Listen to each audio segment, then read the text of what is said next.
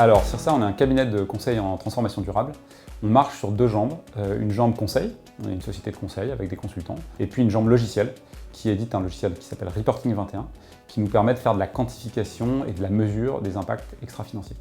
Donc notre mission, c'est d'accompagner nos clients dans leur transformation durable vers un monde plus durable. Donc c'est du change management, c'est de la mesure, c'est de la conduite du changement, c'est de la conduite de projet. Du coup, dans nos équipes, on a deux types de profils, des consultants qui interviennent sur les missions auprès de nos clients, et puis des équipes support, DAF, admin, RH, et évidemment technique, une grosse équipe technique emmenée par Claire, mon associé, sur le développement de Reporting 21. En termes d'état d'esprit, on est un cabinet de conseil, donc on est là pour accompagner la transformation de nos clients sur toutes les étapes de la chaîne de valeur.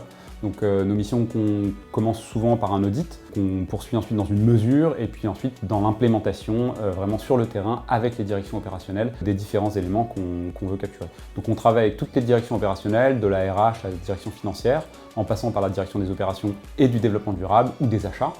Et puis en termes d'expertise, on a des expertises techniques, du bilan carbone, de l'analyse de cycle de vie, des achats durables, et puis des secteurs de prédilection. Donc on a une grosse verticale financière chez CIRSA, on porte une vision très financiarisée, très quantifiée de la RSE, et puis d'autres verticales sectorielles, le retail, l'immobilier, les biens de conso, et j'en passe. Les débuts de CIRSA, c'est 2014. On crée la société avec mon associé Claire, qui est ingénieur en charge du développement de Reporting 21. Moi, personnellement, j'ai un passé d'ingénieur et de financier. J'ai exercé la profession d'investisseur dans un fonds d'investissement. Ensuite, j'ai été directeur du développement durable d'un fonds d'investissement.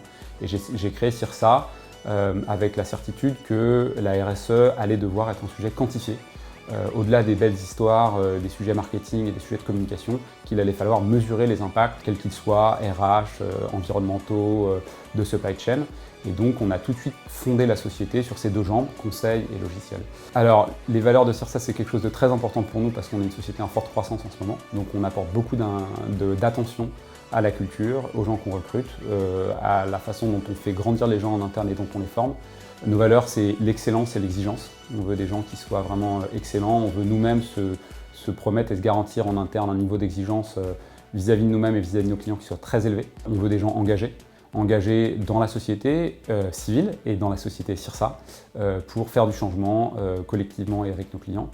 Et bien sûr, ça, on veut le faire dans la bienveillance, qui est une autre valeur forte de CIRSA. Je crois qu'on a un vrai esprit d'équipe. On est là pour s'entraider, ne pas se juger, ni nous, ni nos clients. Encore une fois, progresser ensemble dans la même direction.